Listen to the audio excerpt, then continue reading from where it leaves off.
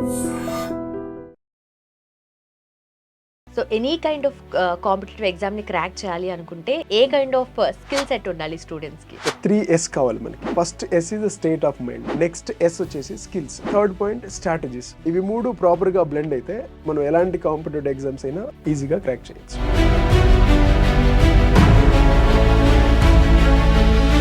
Effective గా చదువుతూ మనం ఎలా గుర్తుపెట్టుకోవాలి అని చెప్పేసి ఇది ఎఫెక్టివ్ గుర్తుపెట్టుకోవాలంటే will give triple R technique. అందులో R revision, recall and rewrite, ఈ మూడు విషయాలు ఉండాలి. నీట్ కి ఏ కైండ్ ఆఫ్ ప్రిపరేషన్ అవసరం అంటే?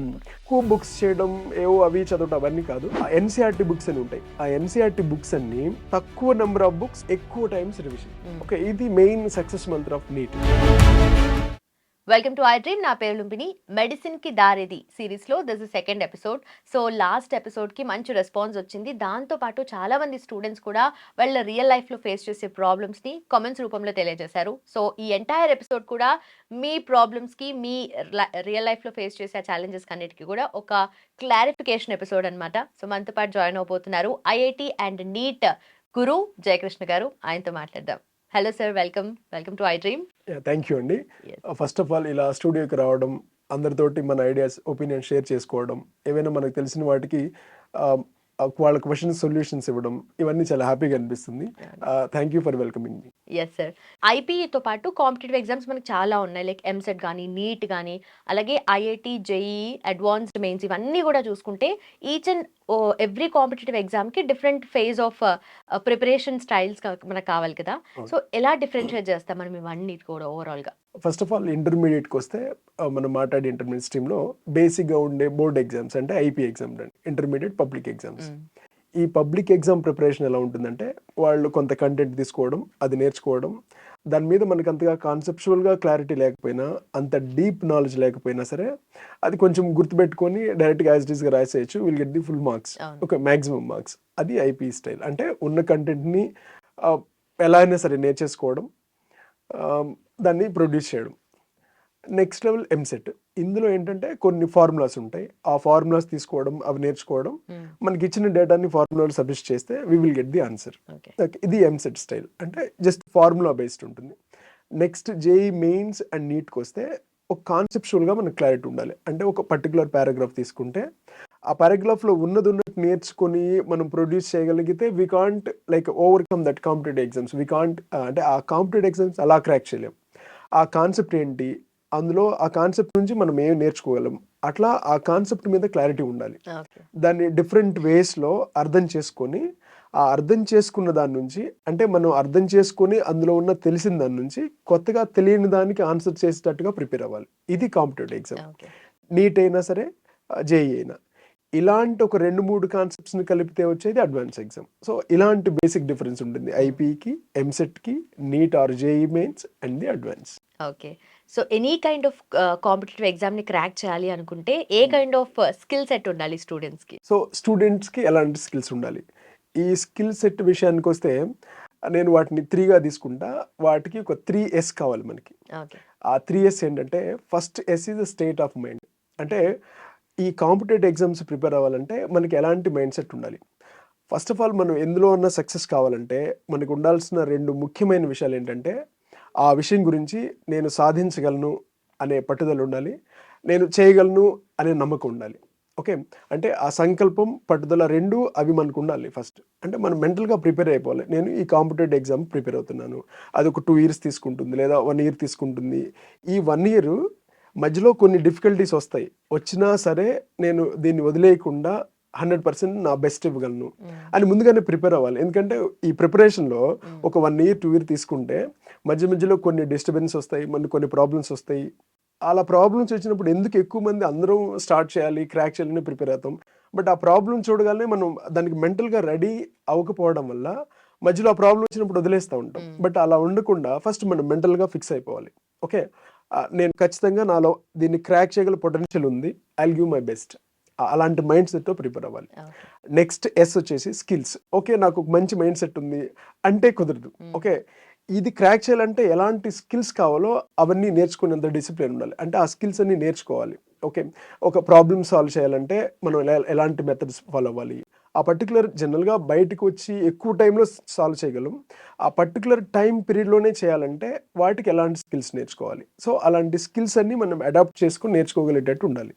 Next third point strategies. ఒక పర్టికులర్ ఎగ్జామ్కి ఫర్ ఎగ్జాంపుల్ ఎంసెట్లో అయితే ఎన్ని క్వశ్చన్స్ ఉంటాయి, ఎంత టైం ఉంటుంది, ఎంత పర్టికులర్ టైంలో ఆ క్వశ్చన్ ఫినిష్ చేయాలి. జస్ట్ జేఈ మెయిన్స్ ఎగ్జామ్ ఎన్ని క్వశ్చన్స్, ఫర్ ఎగ్జాంపుల్ మెయిన్స్ తీసుకుంటే ఒక 75 క్వశ్చన్స్ ఉంటాయి. Maths, physics, chemistry 25 3 hours exam ఉంటుంది. అది అడ్వాన్స్ తీసుకుంటే ఆల్మోస్ట్ ఒక్కో సబ్జెక్ట్కి 20 క్వశ్చన్స్ ఉంటాయి, 18-20 క్వశ్చన్స్, 3 hours ఉంటుంది. అంటే తక్కువ క్వశ్చన్స్, టైం ఎక్కువ ఉంటుంది. ఇలా అదే నీట్ తీసుకుంటే ఆల్మోస్ట్ 720 మార్క్స్కి అది. ఓకే, మళ్ళీ 3 hours ఒక్కో సబ్జెక్ట్కి 180 మార్క్స్ ఉంటుంది. Okay, almost 45 questions like that. అంటే ఒక్కొక్క సబ్జెక్ట్ ప్యాటర్న్ ఏంటి, అందులో ఎంత టైం ఉంటుంది, అంత తక్కువ టైంలో చేయాలంటే దీనికి ఎలాంటి ప్రిపరేషన్ ఉండాలి, ఆ పర్టికులర్ ఎగ్జామ్కి ఎలాంటి స్ట్రాటజీ వాడాలి. సో ఒక రైట్ మైండ్ సెట్ అండ్ దానికి కావాల్సిన స్కిల్స్ అండ్ స్ట్రాటజీస్, ఇవి 3 ప్రాపర్గా బ్లెండ్ అయితే మనం ఎలాంటి కాంపిటేటివ్ ఎగ్జామ్స్ అయినా ఈజీగా క్రాక్ చేయొచ్చు. Okay. And definitely A subject prepare అవుతున్నా, ఏ కాంపిటేటివ్ ఎగ్జామ్ అయినా కూడా కాన్సెప్చువల్ క్లారిటీ ఈజ్ మస్ట్ కదా. Yes, so yes. Problem solving అవన్నీ కూడా యాడ్ అవుతాయి. సో కాన్సెప్చువల్ క్లారిటీ అనేది ఎలా తెచ్చుకోవాలి స్టూడెంట్స్? కాన్సెప్చువల్ క్లారిటీ అంటే ఏంటంటే, ఫర్ ఎగ్జాంపుల్ ఒక పర్టికులర్ పారాగ్రాఫ్ చదువుతున్నాం. ఆ లైన్ చదవడం ఆ ఉన్నదే కాకుండా దాన్ని ఏమంటామంటే రీడింగ్ బిట్వీన్ ద లైన్స్ అంటాం. అంటే జనరల్గా బిట్వీన్ ద లైన్స్ ఏముంటుంది, ఏముండదు. మరి ఏం లేకుండా అక్కడ ఏం చదువుతామంటే ఈ కాన్సెప్ట్ దేని గురించి చెప్తుంది అంటే, మనకి ఫర్ ఎగ్జాంపుల్ ఒక షుగర్ కేన్ ఇస్తే అందులో నుంచి జ్యూస్ ఎలా ఎక్స్ట్రాక్ట్ చేసుకుంటామో, ఆ చదివిన దాని నుంచి ఈ కాన్సెప్ట్ ఏంటి, దీని గురించి ఏం నేర్చుకోగలం, అసలు ఇది ఏం చెప్తుంది, ఈ విషయాన్ని మనం ఎక్స్ట్రాక్ట్ చేసుకోగాని వాటిని అర్థం చేసుకొని దాన్ని అప్లై చేయగలగాలి. దీన్ని కాన్సెప్చువల్ క్లారిటీ ఉంటాయి. అంటే అది అక్కడ ఉన్నది వాళ్ళు ఇచ్చిన కంటెంట్ నేర్చుకోవడం, దాన్ని గుర్తుపెట్టుకొని చెప్పడం అనేది ఓన్లీ ఒక ఇంటర్మీడియట్ పబ్లిక్ ఎగ్జామ్స్ వాటికే పనికొస్తుంది. ఇలాంటి కాంపిటేటివ్ ఎగ్జామ్స్ ఉండాలంటే వీటిని ప్రాపర్గా అర్థం చేసుకోవాలి. అర్థం చేసుకోవడం అంటే అట్లా అంటే దాన్ని 360 degreesలో ఇది ఎందుకు, 5 Whys అంటే 5 Ws అంటారు. అది ఏంటి, ఎందుకు, ఎట్లా, అది లేకపోతే ఏంటి, ఉండడం వల్ల బెనిఫిట్ ఏంటి, ఇలాంటి ఎక్కువ క్వశ్చనింగ్. ఇట్స్ నాట్ అబౌట్ అంటే మనం దానికి ఆన్సర్ తెలుసుకోవడం కాకుండా దాన్ని అన్ని డిగ్రీస్లో క్వశ్చన్ చేసేటట్టు చదువుకోగలడమే కాన్సెప్చువల్ క్లారిటీ. ఎప్పుడైతే ఇలాంటి వై అనే నేచర్ని మనం ఎక్కువ డెవలప్ చేసుకుంటామో మనకి ఎక్కువ క్లారిటీ వస్తుంది. ఇలా చదవడమే కాన్సెప్చువల్ క్లారిటీ. అంటే దానికి సంబంధించిన అన్ని విషయాల మీద మనం కమాండ్ తెచ్చుకోవడం. అప్పుడు ఎలాంటి క్వశ్చన్ వచ్చినా సరే ఆన్సర్ చేయగలం. అండ్ దట్స్ వాట్ ఇలాంటి అంటే ఈ పారాగ్రాఫ్ నుంచి ఏం నేర్చుకోవాలమో ఎగ్జామినర్ ఒక క్వశ్చన్గా ఫ్రేమ్ చేస్తాడు. మన ప్రిపరేషన్, మన అప్రోచ్ కూడా అలా ఉంటే అప్పుడు అలాంటి క్వశ్చన్ మనం ఈజీగా ఫేస్ చేయగలం. అలాంటి ప్రిపరేషనే conceptual clarity. Okay. So definitely ప్రతిది కూడా ఈజీ అయిపోతుంది. But majority of the students problem and comments లో వాళ్ళు అన్నది ఏంటంటే గుర్తుండట్లేదు. ఎంత చదివినా, ఎంత ఎఫెక్టివ్ గా చదివినా గుర్తుండట్లేదు. సో ఎఫెక్టివ్ గా చదువుతూ మనం ఎలా గుర్తుపెట్టుకోవాలి అని చెప్పేసి. ఎక్కువ మంది నేను బాగానే చదువుతున్నాను బట్ నాకు ప్రాపర్ గుర్తుండలేదు, త్వరగా మర్చిపోతాను అలా ఉంటారు. దీనికి కూడా ఏంటంటే ఇది ఎఫెక్టివ్ గుర్తుపెట్టుకోవాలంటే will give RRR technique like RRR. అందులో R revision, recall and rewrite, ఈ 3 విషయాలు ఉండాలి. జనరల్గా ఫస్ట్ వన్ రివిజన్కి వస్తే మనం ఒక పారాగ్రాఫ్ ఏదో ఒక కంటెంట్ చదివేస్తాం. విజన్ అంటే చూడడం, అంటే జస్ట్ చూడడం అంటే నార్మల్గా జస్ట్ ఒక వేర్ లుక్లో అలా కాకుండా ఇందులో ఏముంది ఎగ్జాక్ట్గా, డెప్త్కి వెళ్తే కొంది ఎందులో నుంచి ఏం నేర్చుకోగలం, అందులో నుంచి ఏం ఎక్స్ట్రాక్ట్ చేయగలం. అలా విజన్ అయిపోయిన తర్వాత రీవిజన్, దాన్ని మళ్ళీ ఒకసారి చదవడం. అంటే మనం ఎవరైనా సరే ఎంత ఐక్యూ ఉన్నా ఒక 24 hours దాన్ని మళ్ళీ ఒకసారి రివైజ్ చేయకపోతే అంత ఎఫెక్టివ్ గుర్తుపెట్టుకోలేము. సో మనం ఎప్పుడైతే ఒక దాన్ని చదివామో మళ్ళా దాన్ని రివిజన్ చేసుకోవాలి. That is a revision. Next recall అంటే ఏంటంటే మననం చేసుకోవడం. మనం చదివిన దాన్ని, మనం ఏదో ఫ్రీగా ఉన్నాం ఏ టైంలో జస్ట్ ఇది ఒకసారి మళ్ళీ దాన్ని రీకాల్ చేసుకోవాలి. ఓకే, ఈ కాన్సెప్ట్ దీని గురించి, ఓకే ఎక్కడన్నా క్లారిటీగా ఉంది, ఏదైనా పాయింట్ మిస్ అయిపోయానా దాన్ని ఒకసారి మళ్ళీ చేసుకోవడం, దీన్ని రీకాల్ అంటాం. అండ్ థర్డ్ వచ్చేసి రీరైట్. ఇలా అయిపోయిన తర్వాత అందులో ఉన్న కీ పాయింట్స్, ఓకే ఆ ముఖ్యమైన పాయింట్స్ ఏముంటాయో వాటిని ఒకసారి రాయగలగాలి. రాస్తే మనకు క్లియర్గా అర్థమవుతుంది మనం చదివింది ఎంతవరకు, మనం అంటే ఎన్ని గంటలు చదువుతున్నాం. అండ్ అలాంటి క్వశ్చన్ కూడా వచ్చింది, అంటే ఈ ప్రిపరేషన్ ఎన్ని గంటలు చదవాలి, ఎన్ని గంటలు చదవడాన్ని ముఖ్యం కాదు, కానీ మనం చదువుతున్న టైంలో ఎంత ప్రొడక్టివ్గా చేస్తున్నాం, ఎంత నేర్చుకోగలుగుతున్నాం, ఎంత లోపల తీసుకోగలుగుతున్నాం. అంటే ఇలా అయిపోయిన తర్వాత దాన్ని రీరైట్, ఆ చదివిన ఒక 1 పేజ్ ఆర్ 2 పేజెస్లో అందులో ఉన్న కీ పాయింట్స్ ఒకసారి మళ్ళీ రాసి మనం చెక్ చేసుకోవాలి 100% నేను రీప్రొడ్యూస్ చేయగలుగుతున్నదా. ఇలా కంటిన్యూస్గా చేస్తుంటే మనకు ఐడియా ఉంటుంది, అంటే మనం ఎంత ప్రొడక్టివ్గా కూర్చుంటున్నాం, ఎంత ప్రొడక్టివ్గా చదువుతున్నామని. సో మన మీద మనకు ఆ క్లారిటీ ఉంటే, ఎక్కడైనా గ్యాప్స్ ఉంటే అవి ఇంప్రూవ్ చేసుకోగలిగితే హ్యాపీగా గుర్తుంటుంది. అండ్ మనం చదివే ముందే మైండ్లో ఫిక్స్ అయిపోవాలి. ఫర్ ఎగ్జాంపుల్, ఇప్పుడు ఏదో ఈ మైక్ అనుకుందాం, ఈ మైక్ జస్ట్ ఇలా పెట్టేసి ఇప్పుడు వెళ్ళిపోయాం, మళ్ళీ వచ్చినప్పుడు మనకు గుర్తుంది. అలా కాకుండా నేను వెళ్ళే ముందే ఇచ్చేసి వెళ్ళిపోయాను, నేను మళ్ళీ నెక్స్ట్కి వచ్చేసేప్పుడు ఈ మైక్ మిమ్మల్ని అడుగుతాను మీ దగ్గర ఉంచుండని. అప్పుడు మీరు నెక్స్ట్ వచ్చినప్పుడు నాకు ఈజీగా ఇచ్చేస్తారు, ఎందుకంటే నేను చెప్పాను ఆల్రెడీ నేను మళ్ళీ వస్తాను, ఓకే సార్ మళ్ళీ వస్తాను ఇస్తానన్నారు కాబట్టి మీకు గుర్తుంటుంది. అలాగే మనం చదివే ముందే నేను ఒక 1 అవర్ తర్వాత మళ్ళీ ఈ క్వశ్చన్ అని రివైజ్ చేస్తానని మన బ్రెయిన్కి మనమే చెప్పుకోవాలి. అప్పుడు ఏంటంటే మన బ్రెయిన్ అలర్ట్గా ఉంటుంది. సో మనం రాసేటప్పుడు హ్యాపీగా అది గుర్తొస్తుంది. సో ఏదో బేర్గా చదివేస్తున్నాం అలా లైట్గా వెళ్ళకుండా ఆ సీరియస్నెస్ మన బ్రెయిన్కి సజెషన్ ఇవ్వాలి. ఒక నేను 45 మినిట్స్ తర్వాత, అండ్ బెస్ట్ ఈజ్ కంటిన్యూస్గా 2-3 అవర్స్ చదవకుండా ఒక 1 అవర్ తీసుకుంటే అందులో 45 మినిట్స్ చదవటం, నెక్స్ట్ 15 మినిట్స్ అసలు నేను చదివిన దాన్ని ఎంత % రీటైన్ చేయగలుగుతున్నాను అని దాన్ని చెక్ చేసుకోవడానికి ఇలా రాస్తూ ఉండాలి. ఇలా రాస్తుంటే మనకి ఎక్కడో గ్యాప్ అనిపించింది, నేను ఎక్కువ రీప్రొడ్యూస్ చేయలేకపోతున్నా అండ్ ఇమీడియట్గా మనకు తెలిసిపోతుంది. అప్పుడు నెక్స్ట్ టైం మన బ్రెయిన్కి సజెషన్ ఇవ్వాలి. సో తక్కువ రీప్రొడ్యూస్ చేస్తున్నాను, నెక్స్ట్ టైం 45 మినిట్స్ తర్వాత నేను మళ్ళీ అడుగుతాను, సో జాగ్రత్తగా చదవాలి అని మనకే చెప్పుకొని అలా సీరియస్గా చదవడం మొదలు పెడితే ఇనిషియల్గా కొంచెం తక్కువ ఉన్నా సరే విత్ ఇన్ లెస్ టైంలోనే మనం ఎక్కువ గుర్తుపెట్టి అది చాలా ఇంప్రూవ్ చేసుకోవచ్చు ఇలా ఫాలో అయితే. So RRR technique, RRR, rewrite, recall and revision. And also talking about NEET, so NEET కి ఏ కైండ్ ఆఫ్ ప్రిపరేషన్ అవసరం అంటే ఇప్పుడు నీట్ కౌన్సిలింగ్ జరుగుతుంది, అంటే ఎలాంటి ప్రిపరేషన్ ఉంటే బెస్ట్ ర్యాంక్ తెచ్చుకోవచ్చు అట్లా. పర్టికులర్గా నీట్ విషయానికి వస్తే, నీట్ టఫ్ అనడానికి రీజన్ ఏంటంటే బికాస్ ఆఫ్ అంటే ఇది టఫ్ ప్యాటర్న్ అవడం వల్ల కాదు, క్వశ్చన్లో ఎక్కువ డెప్త్ ఉండడం వల్ల కూడా కాదు.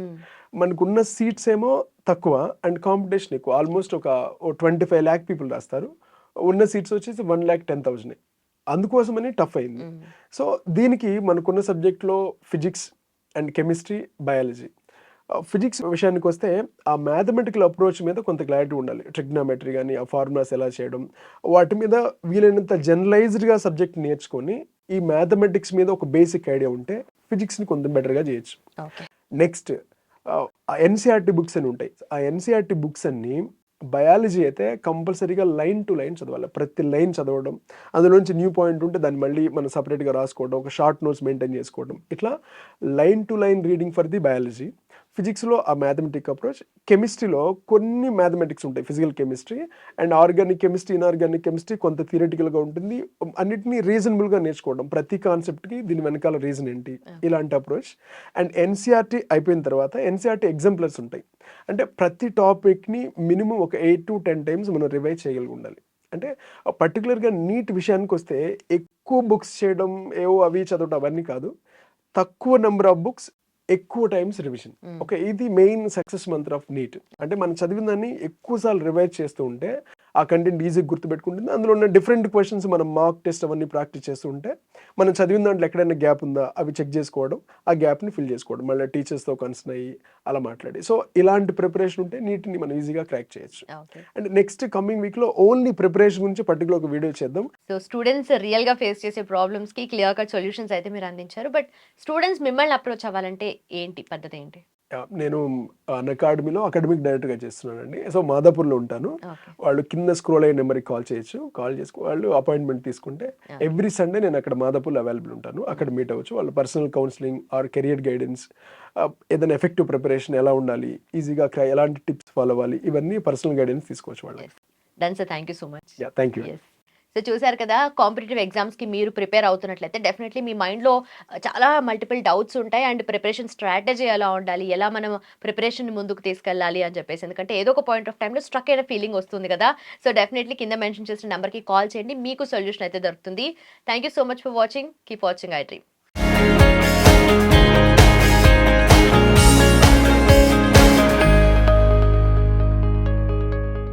And for more videos, please subscribe to iDream. Please subscribe to iDream. Please subscribe iDream. And please subscribe to iDream. For more videos, subscribe to iDream. Please like, share, and subscribe to the channel. Congratulations, iDream. Subscribe to iDream. Subscribe to iDream. So subscribe to iDream Media. iDream की iDream team अंदर की huge congratulations. Please subscribe iDream Media. Please subscribe to iDream. Subscribe iDream. Please subscribe to iDream. iDream అంటే నా కళల channel subscribe చేసుకున్న నోరు తిరుగుతలేదు, మీరైతే గంట గుర్తు కొట్టండి. For more such videos, please subscribe to iDream. Subscribe to iDream. Please subscribe to iDream. Please subscribe iDream Media. Please do subscribe to iDream. Please subscribe to iDream Media. For best entertainment and information, please subscribe iDream. And don't forget to subscribe to iDream.